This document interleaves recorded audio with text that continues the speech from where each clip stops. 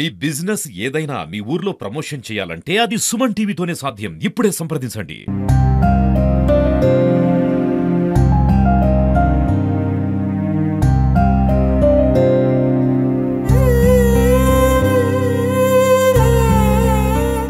Welcome to Suman TV Warangal. మళ్ళీ హన్మకొండకు సంబంధించి మరో వరకట్నపు కేసు మనం చూస్తున్నాం. ఇప్పుడు ఎంజిఎం పోస్ట్ మార్టం దగ్గర ఉన్నాం. మన దగ్గర సాంబిరెడ్డి అనే రైతు ఉన్నాడు. వాళ్ళిద్దరు భార్యాభర్తలు కూడా. వారు ఎవరైతే కూతురు ఉన్నారో కృష్ణవేణి 13 సంవత్సరాల క్రితం వివాహం అయింది. అల్లుడు పోలీస్ కానిస్టేబుల్గా పనిచేస్తున్నాడు. వరకట్నపు హత్య అని వారు ఖచ్చితంగా నమ్ముతున్నారు. దీనికి సంబంధించి స్థానిక సుబేదారి పోలీస్ స్టేషన్లో ఫిర్యాదు చేయడానికి కూడా ప్రయత్నించగా ఆ ఫిర్యాదు తీసుకోవడానికి స్థానిక అధికారులు కూడా నిరాకరించారు. దీనికి సంబంధించి కొన్ని అంశాలు కూడా, అంటే భాష మార్చుకోవాలని, లేకపోతే దానిలో ఉన్న వర్డింగ్ మార్చుకోవాలని సుబేదారి ఎస్ఐ చెప్పినట్టుగా మనకు తెలుస్తుంది. అసలు వరకట్నం హత్యనేనా? 13 సంవత్సరాల క్రితం వివాహం అయితే ఈ మధ్యకాలంలో ఎలాంటి ఏమైనా వివాదాలు తలెత్తాయా? దీనికి సంబంధించిన వివరాలు ఒకసారి రెడ్డి గారిని సాంబిరెడ్డి గారిని అడిగే ప్రయత్నం చేద్దాం. సార్, ఎట్లా జరిగింది మీకు తెలుసు? సార్ 13 సంవత్సరాల కింద పెళ్లి చేసింది సార్. కట్నం ఇచ్చే కాడికి ఒప్పుకున్నా, ఇచ్చిన పట్టుబోదలని పెట్టిన చేసిన. ఇక పెళ్ళి అయినాక సంవత్సరం నుంచి మళ్ళీ ఇంకా అప్పటి నుంచే అదనపు కట్నం కోసం ఇంకా తేప అని వేధింపులు చేస్తా అంటే మళ్ళీ పెద్ద మనుషుల సమక్షంలో కూర్చుండి మాట్లాడితే 4.5 లక్షలు పెద్ద మనుషులు ఇవ్వమని చెప్తే పెద్ద మనుషుల సమక్షంలో పైసలు ఇచ్చేసిన. అప్పుడే 4.5 10 కట్నం ఇచ్చిన, 4.5 అదనంగా ఇచ్చిన, పెట్టుబడులు పెట్టిన. తర్వాత అప్పుడప్పుడు వస్తాండే పోతాంటే పైసలు ఇచ్చిన. ఏది సాధక బాధకాలు ఉంటాండి కుటుంబం కాబట్టి వ్యవహారం అంతా జరిపించుకుంటూ వచ్చిన. ఈ మధ్య కాలంలో ఏమైంది, ఆయన ఇల్లు కట్టిండు. ఆ ఇల్లు కట్టిన దానికి 60 లక్షలు అప్పయింది అన్నాడు శ్రేయానగర్ని. ఈ 60 లక్షలు నువ్వు కట్టాలి, నువ్వు తేపో, నీ భూమి అమ్మకరాబోతే అని నా బిడ్డ వేధింపు చేస్తాను. వచ్చి నా దగ్గర మొర పెట్టుకుంటే, బిడ్డ ఇక్కడ ఉండు, వాళ్ళు వచ్చినాక మన సంగతి చెప్దామని అంటే ఉండకుంటే వెళ్ళిపోయింది. వాని ఒక ఫోర్స్తోని వాడు ఇబ్బంది పెడతా అంటే పోయినది అటే పోయింది.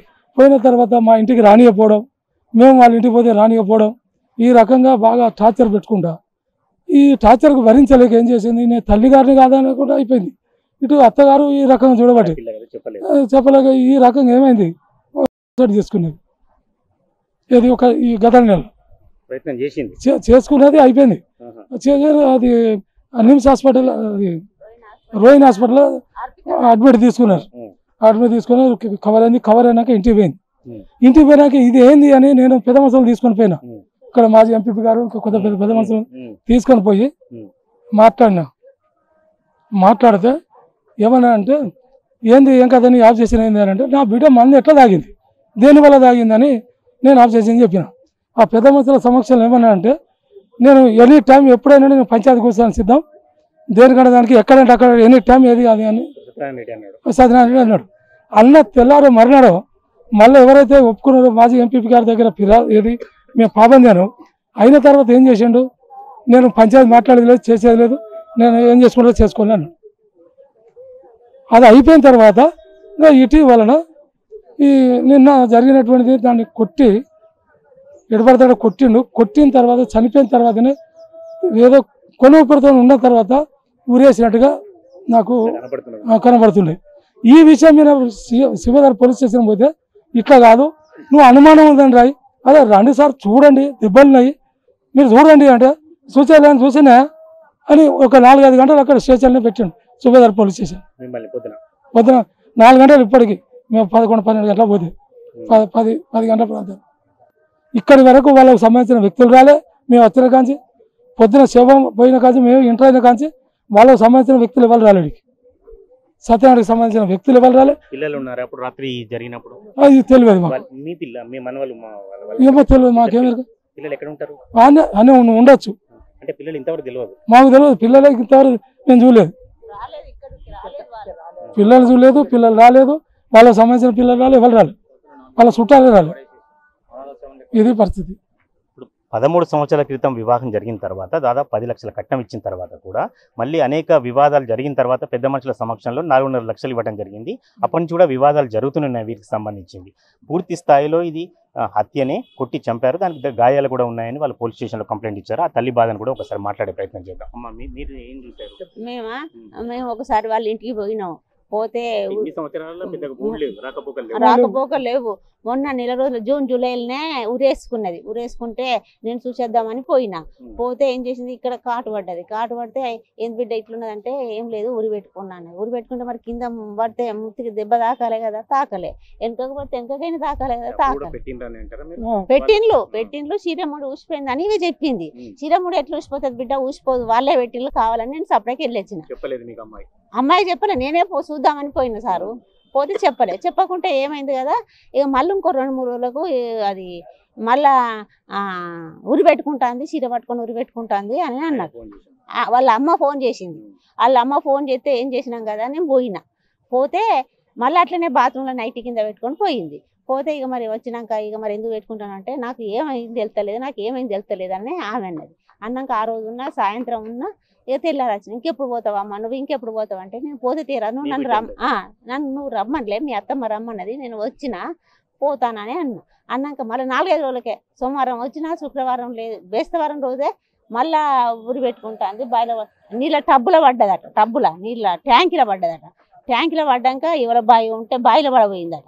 పడబోతే వాళ్ళు చూసి చెప్పినాక అదే రోజు నేను డబ్బులు పట్టుకొని హాస్పిటల్ కన్నా చూపిస్తానని నేను అనుకున్నా. హాస్పిటల్ చూపించానని పైసలు పట్టుకొని పోతే హాస్పిటల్ సాయంత్రం ఈ టైంకు ఏ డాక్టర్ ఉండరు కదా, రేపు పొద్దుగా పోదాం మా ఊరు ఆర్ఎంపీ డాక్టర్ ఉంటే ఆయన నేను కాల్ చేస్తా అన్నాడు కదా, అమ్మ ఇప్పుడు సాయంత్రం అయింది, రేపు పొద్దుగా 10 గంటలకు నేను అపార్ట్మెంట్ తీసుకుంటా, అపార్ట్మెంట్ తీసుకున్న తర్వాత నేను చూపిస్తాను. వరకే ఈ పిల్లగాండ్లో నేను తీసుకొచ్చినాక అన్నం పెట్టింది, టీ పోసింది, వాళ్ళకి స్నానం చేసింది.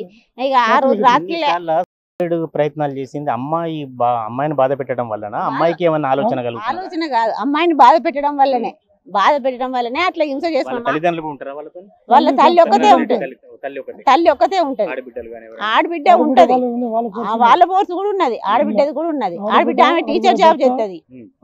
ఆమె అంటది కదా నాకేం తెలియదు నేనేం ఇన్వాల్వ్ చేసుకోను అంటది ఆమె ఒక గవర్నర్. అయినాక ఈ పోలీస్ స్టేషన్లో సుబేదార్లో సొసైటీ చేసుకున్నట్టుగా రాసింది కాదు ఇప్పుడు అది రాసి రైటింగ్ కాదు లెటర్. నాకే నేనే చస్తానని పెట్టినలేదు, అంత అబద్ధం. వీళ్ళు కావాలని కల్పితం తెచ్చి కాదు, అమ్మాది కాదు, మా మనవంతం రాయించారు. 7వ తరగతి మనవాడు, 11 ఏళ్ళు మానవంది, 9 ఏళ్ళు అమ్మాయిది. ఆ పిల్లవంతం రాసినట్టుగానే ఉన్నది. ఆ పిల్లవాడి మా అమ్మాయి రేటింగ్ నాకు తెలుసు.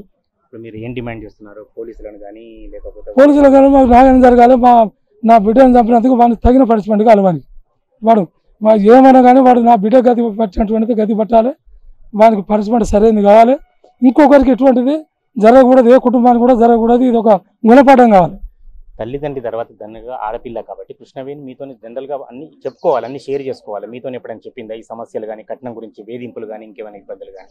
నేను ఒకటే మాట చెప్తాను సార్. ఆమెకు పెళ్లి చేసినాం, పంపించినాం.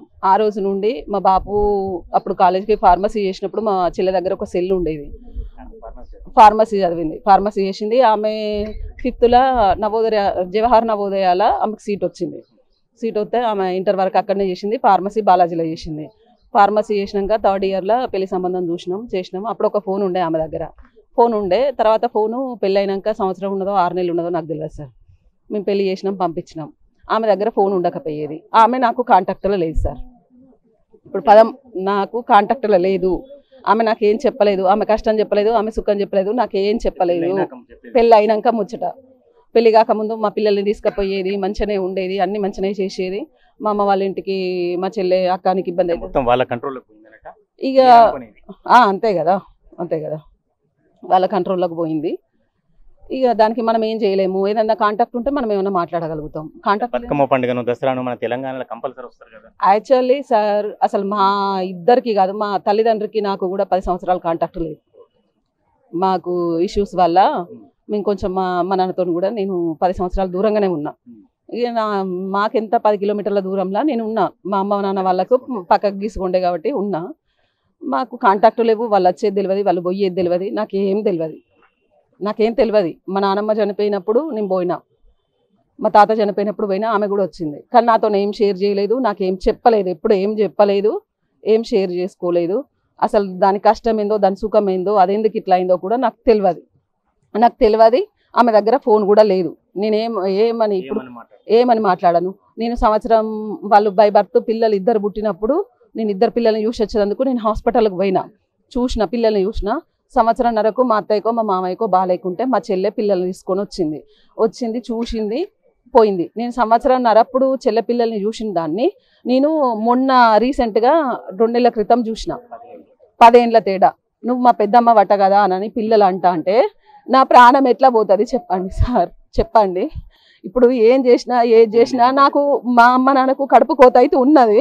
ఇప్పుడు ఏం చేసినా ఏం లాభం లేదు. ఇప్పుడు తనను అనేటట్లేదు. ఇప్పుడు నెల క్రితము ఆమె పాయిజన్ తీసుకున్నది.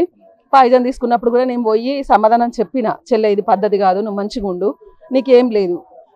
మా నాన్న వాళ్ళకు 12 ఎకరాల భూమి ఉన్నది, నువ్వు పోయి నాన్న దగ్గరనైనా ఉండు, నీకు సేఫ్ సైడ్ అంటే, లేదు నేను నా భర్త దగ్గరనే ఉంటా, నేను ఇక్కడనే ఉంటానని అన్నది. అమ్మ ఒక 10 రోజులు కాదు 20 రోజులైనా ఉండు అని మా అమ్మకి చెప్పిన.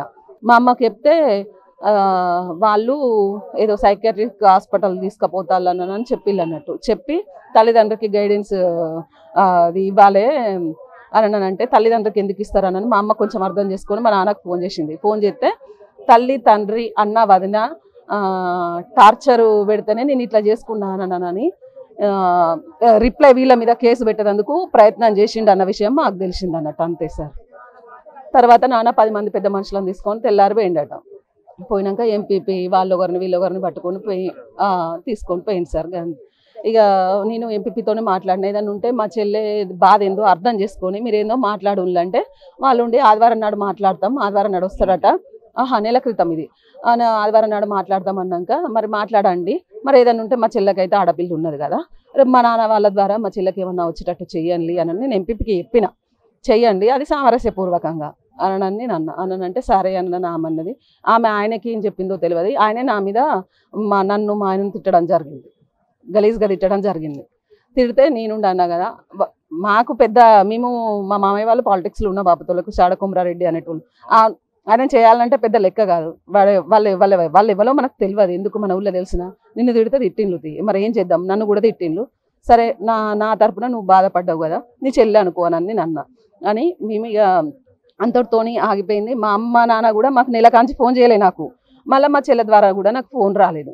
రీసెంట్గా వాళ్ళు పొద్దున ఇక్కడికి వచ్చినాక నాకు 7 గంటలకు మా ఊరోళ్ళు నాకు చెప్తే తెలిసింది సార్, ఇగో జరిగింది ఇది. నాకేం తెలియదు. దానికి ఒక ఆడపిల్ల ఉన్నది.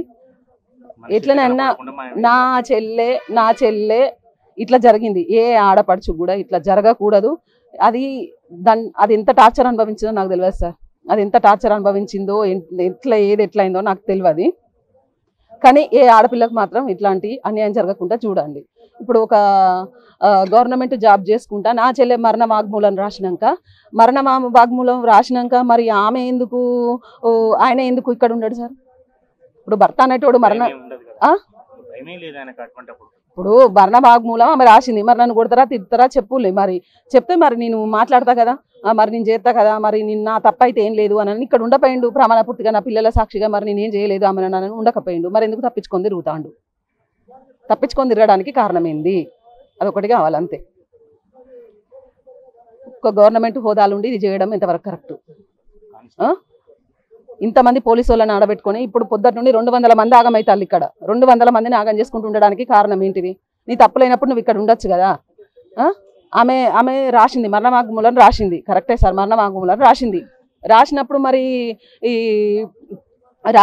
నువ్వెందుకు ఇక్కడ ఉండవు? నాకు అది తెలియదు.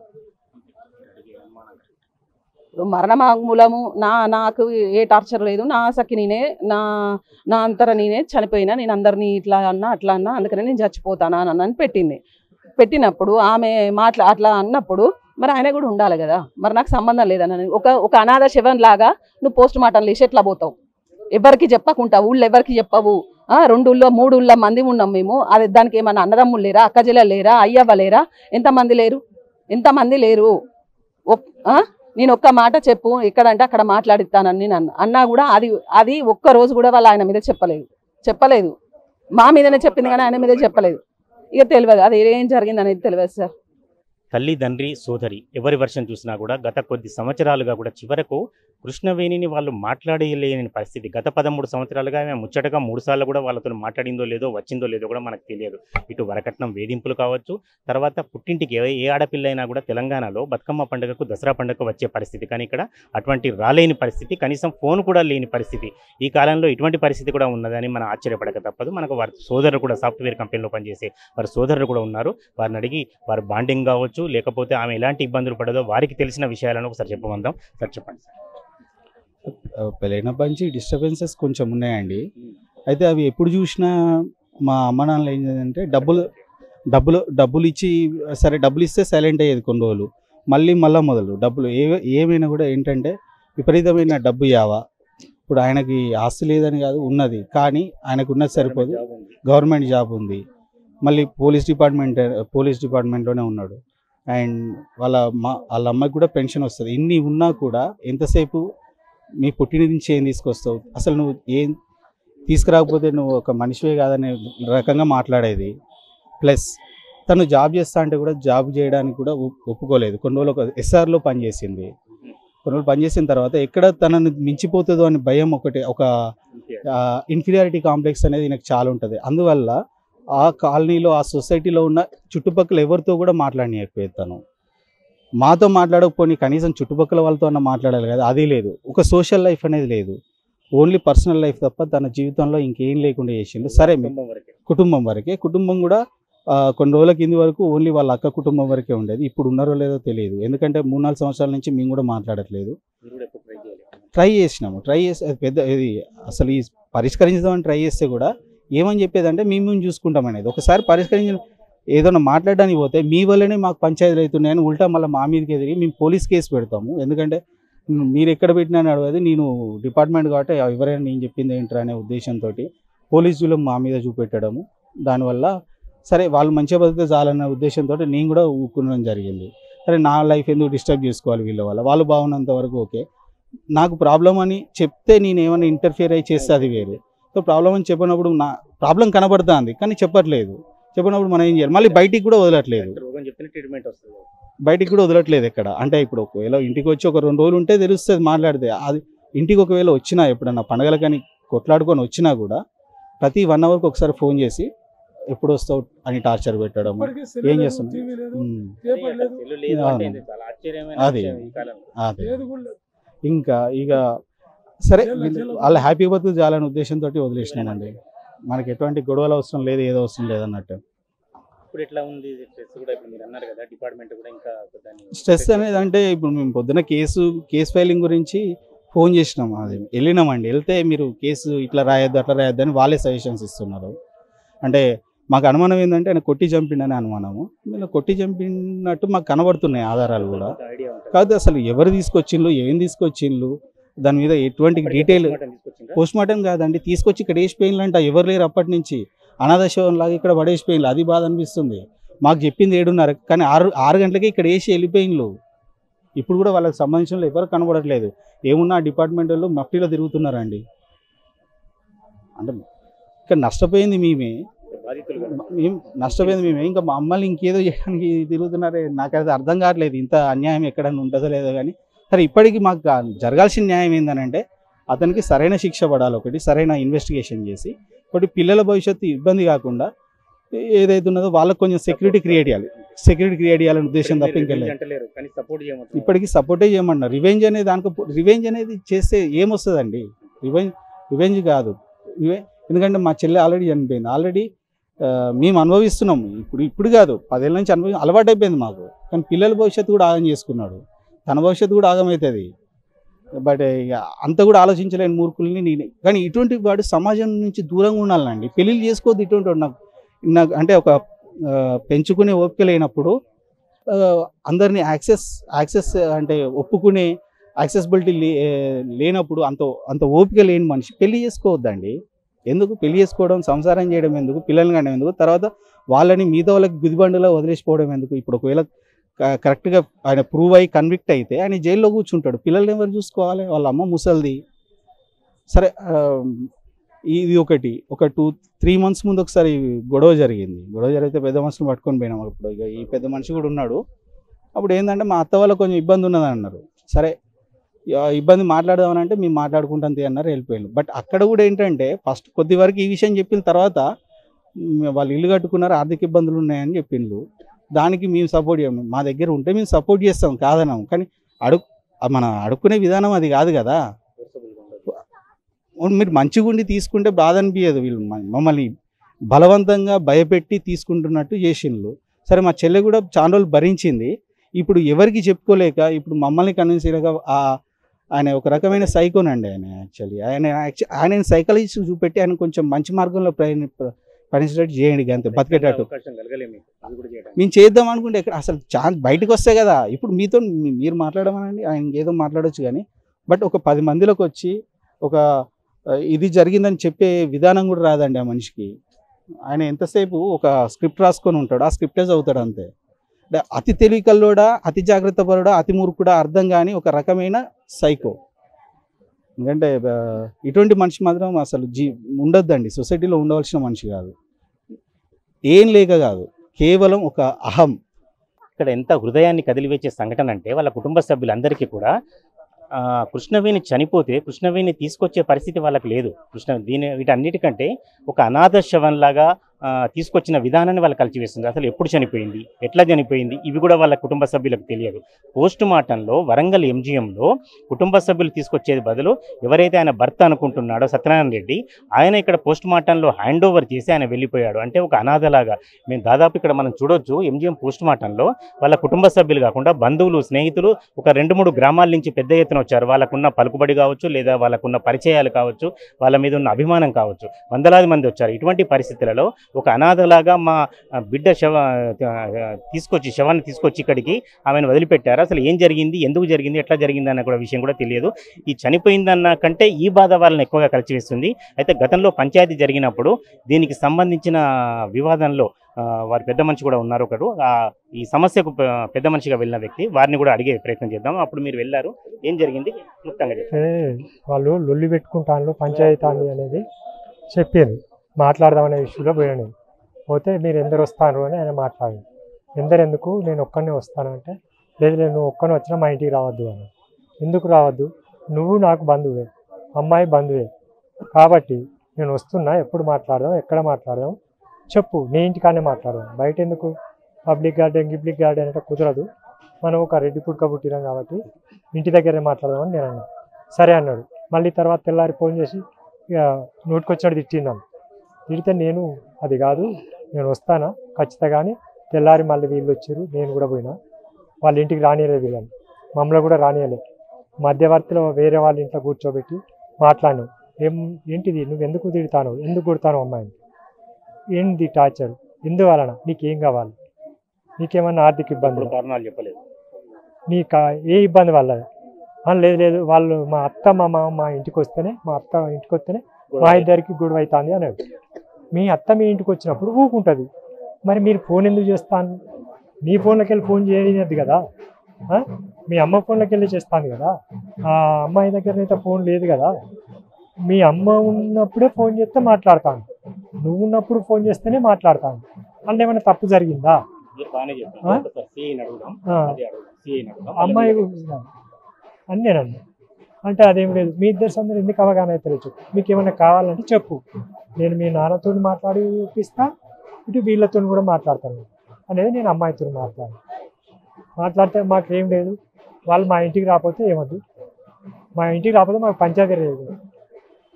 సరే ఇక మీరు రాకుండి పోకుండి, రమ్మని చెప్పినప్పుడే పోండి మీరు అని చెప్పాను. మళ్ళీ మధ్యలో ఒక వారం 10 రోజుల తర్వాత మళ్ళీ ఇంకో ఆయనతో ఫోన్ చేయించాను, ఏం చేయలేదు.